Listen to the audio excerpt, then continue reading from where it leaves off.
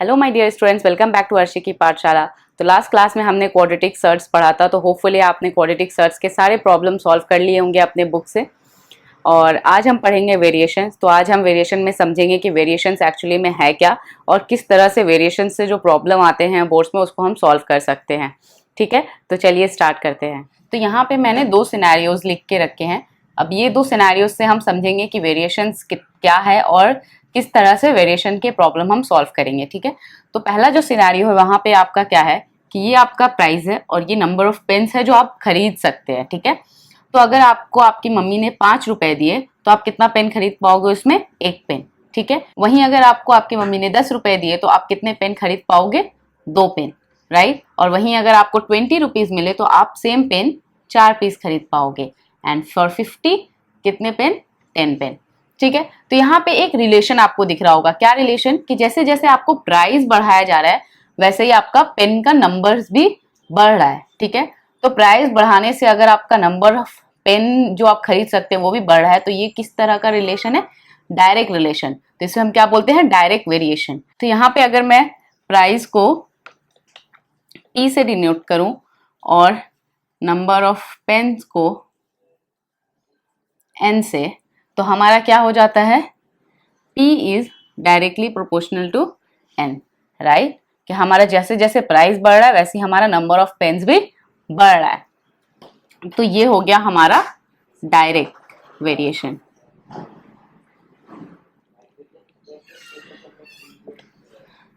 और अगर हम ये जो साइन है वेरिएशन का, प्रोपोर्शनैलिटी का साइन है, इसको हटाएंगे तो क्या लिख सकते हैं हम? P इज इक्वल टू के एन, जहां पे के हमारा क्या है? कांस्टेंट। ठीक है, दिस इज अ कांस्टेंट, वो हमेशा सेम रहेगा, चेंज नहीं होगा। इसको कांस्टेंट क्यों बोलते हैं वो हम आपको इससे एक्सप्लेन करेंगे। ठीक है, तो अगर मैं n यहाँ पे ले आऊं तो ये क्या हो गया? P by N is equal to K, right. तो इसका मतलब क्या है कि ये P को अगर हम n से डिवाइड करें तो हमारा जो k है वो हमेशा सेम आएगा। तो चलिए देखते हैं यहाँ पे। तो P हमारा क्या है? पहला सिनारियो के लिए 5 पेन 1, दूसरा सिनारियो के लिए P हमारा 10 N 2, थर्ड सिनारियो के लिए P 20 N 4 and fourth scenario के लिए price is 50 and N is 10। ठीक है, तो अगर मैं यहाँ पे क्या करूँ?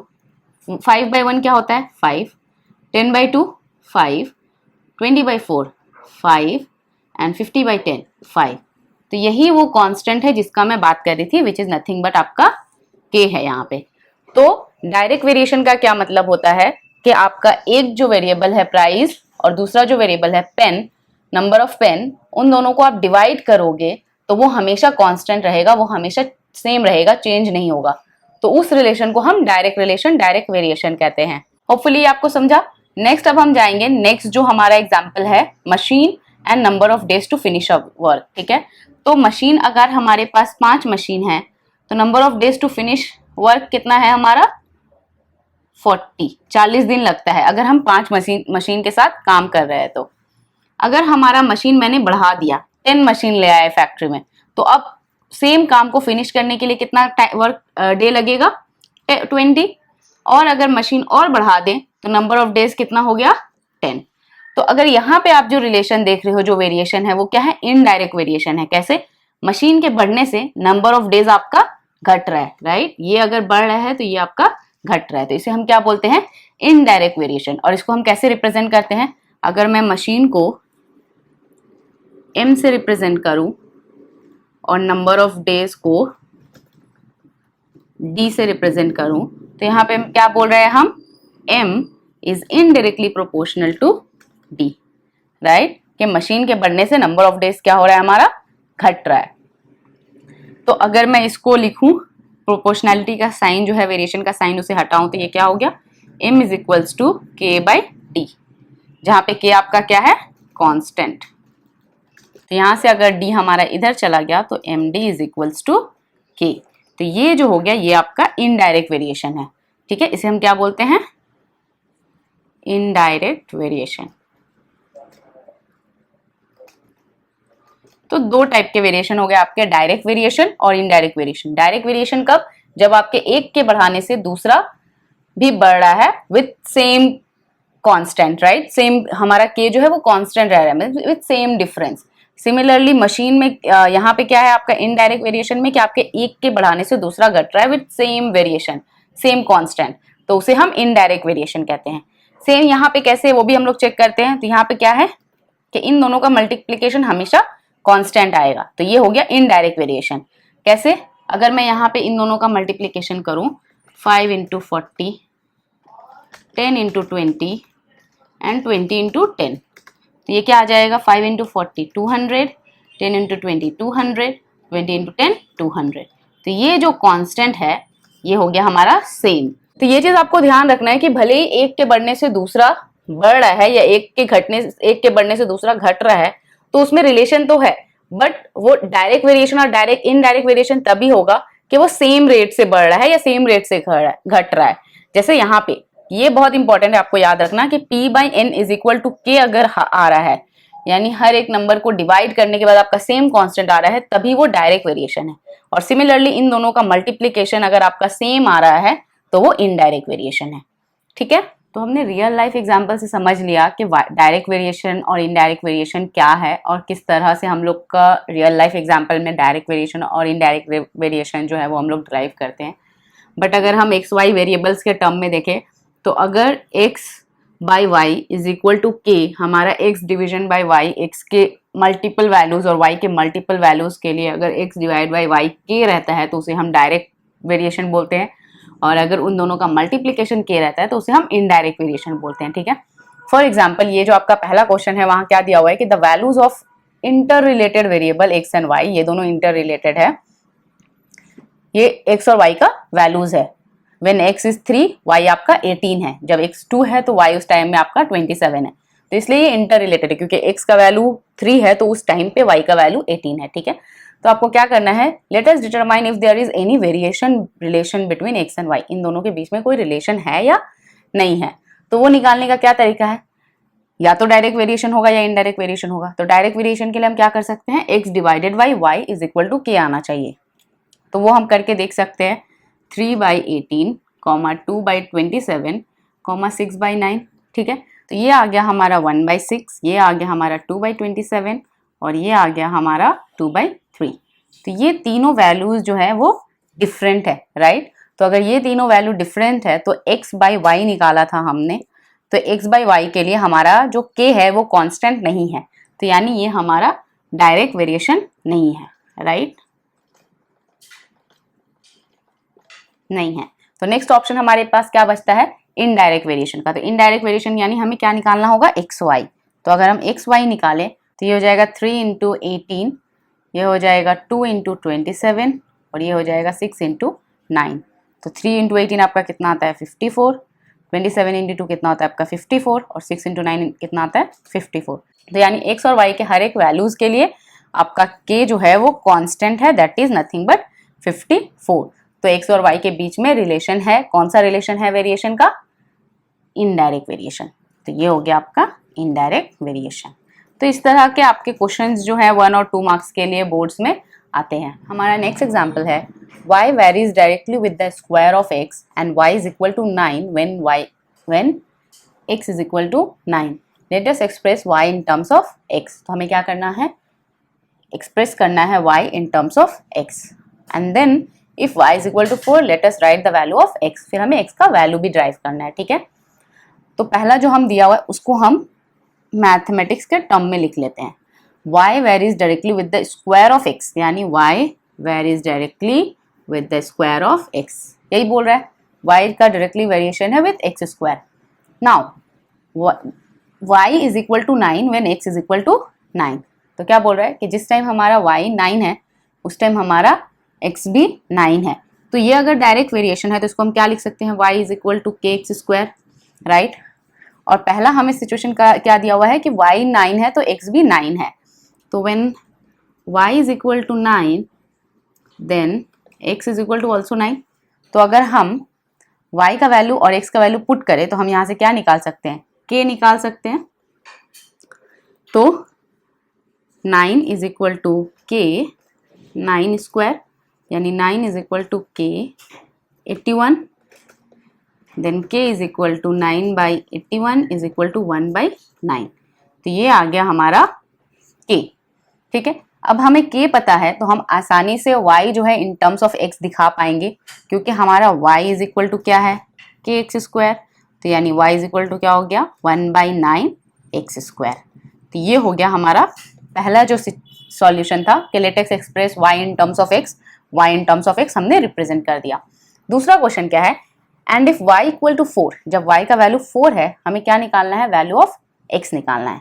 तो हम यहाँ पे क्या लिख सकते हैं, x² equal to 9y, right, क्योंकि हमें x निकालना है तो हमने x को इस तरफ रखा और 9y मल्टीप्लाई कर दिया। तो x² equal to 9 into y कितना दिया हुआ है हमारा 4, तो 4। तो यहाँ से क्या हो गया, x² इक्वल टू 36, यानी x equal to √36, that is nothing but ±6। तो x is equal to ±6 when y is equal to 4। ये हमने निकाल लिया। ठीक है, तो इस तरह का प्रॉब्लम भी आपका बोर्ड्स में 2 मार्क्स के लिए आता है, तो आपको ध्यान रखना है कि किस तरह से आपको इसको सॉल्व करना है। तो हमारा नेक्स्ट एग्जाम्पल है, if x proportional to y and y is proportional to z, तो हमें प्रूव करना है कि x is also proportional to z। ठीक है, तो इसको कैसे कर सकते हैं, अगर हमारा x प्रोपोर्शनल टू y है तो इसका मतलब होता है x is equal to ky, right, k is constant, some constant, and y is proportional to z, तो यानी हम लिख सकते हैं y is equal to k1z, क्योंकि यहाँ पे हमने k एक कॉन्स्टेंट ले लिया तो यहाँ पे हम k1 लेते हैं। ठीक है, तो ये हो गया हमारा इक्वेशन 1 और ये हो गया हमारा इक्वेशन 2। नाउ हमें क्या करना है, प्रूफ करना है कि x is proportional to z।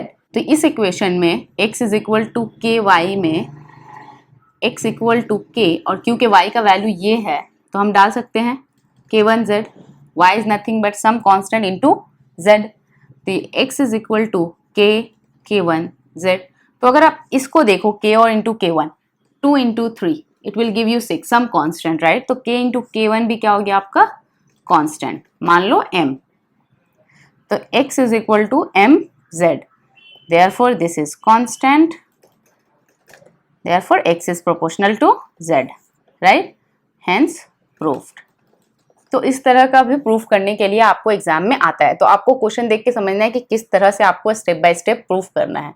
तो हमारा नेक्स्ट एग्जांपल है, if a square plus b square is directly proportional to a square minus b square, then prove a is also proportional to b। ठीक है, तो अभी इससे हम इसको कैसे प्रूफ करें, तो ये दिया हुआ है, यानी a square plus b square is proportional to a square minus b square, that is nothing but a square plus b square divided by a square minus b square is equal to k, right। यही होता है हमारा directly proportional का मतलब कि if these are directly proportional we can write x by y is equal to k। तो इसीलिए a square plus b square by a square minus b square is equal to some constant k जो हमने late किया। ठीक है, अभी इसको अगर हम इस फॉर्मेट में ले जा सकें, अगर हम this a by b is equal to m लिख पाए, this is nothing but some constant, तो हमारा ये प्रूफ हो जाएगा, राइट। तो हमको इसको इस फॉर्मेट में ले जाना है। तो जब भी इस तरह का आपको रहे कि आपका ऊपर का और नीचे का आप देख रहे हो this is similar but with plus and with minus, तो इस तरह का जब भी आपका क्वेश्चन रहे आप इजीली क्या कर सकते हो, आप यहाँ पे कॉम्पोनेंडो एंड डिविडेंडो लगा सकते हो। कॉम्पोनेंडो और डिविडेंडो क्या था, हमने पढ़ा है रेशियो एंड प्रोपोर्शन में कि if a by b is equal to c by d, using componendo and dividendo what we can write, a plus b by a minus b is equal to c plus d by c minus d। हम जो है denominator से both ऊपर और नीचे क्या करते हैं, प्लस माइनस कर देते हैं, तो इसे हम क्या बोलते हैं, कॉम्पोनेंडो एंड डिविडेंडो।